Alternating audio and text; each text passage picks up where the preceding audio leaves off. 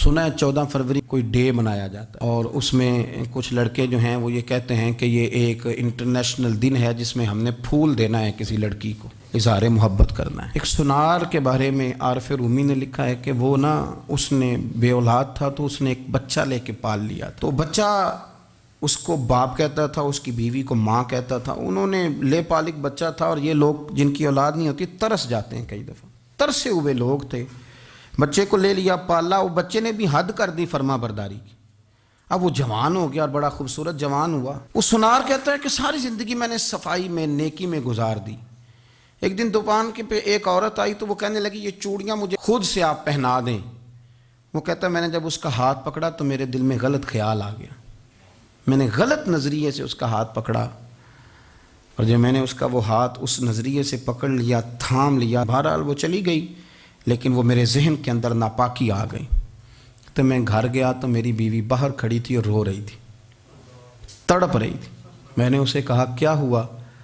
تو وہ کہنے لگی کہ بچہ ساری زندگی فرما بردار رہا، میں نے ماں بن کے پالا، پر آج اس نے غلط ذہن سے میرا ہاتھ پکڑ لیا ہے، اور میں تڑپ گئی ہوں، ٹوٹ گئی ہوں کہ یہ اگرچہ لے پالک تھا، کسی کا تھا، پر میں نے تو پتر سمجھ کے پالا تھا، یہ کیا ہوا؟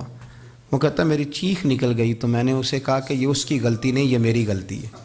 میں نے باہر آج نظر گندی کی ہے تو رب نے مجھے سزا دی، یہ مجھے سزا ملی ہے۔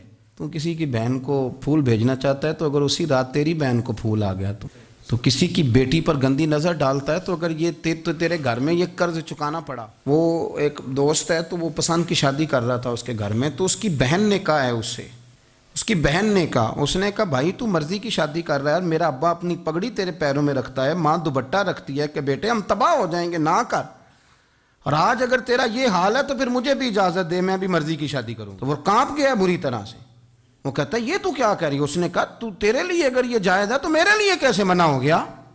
تو یہ کوئی مہذب قومیں نہیں جو ایسے کرتی ہیں، یہ کوئی تعلیم یافتہ ہونے کی یا گورا چٹا ہونے کی علامت ہے؟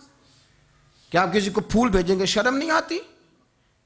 مہذب قوم اور شریف لوگ کون ہوتے ہیں؟ میرے نبی کریم علیہ السلام نے فرمایا الحیاء من الایمان، حیا تو ایمان کا حصہ ہے، اگر تیری نظر زیادہ جھکی ہوئی ہے تو زیادہ حیا والا ہے۔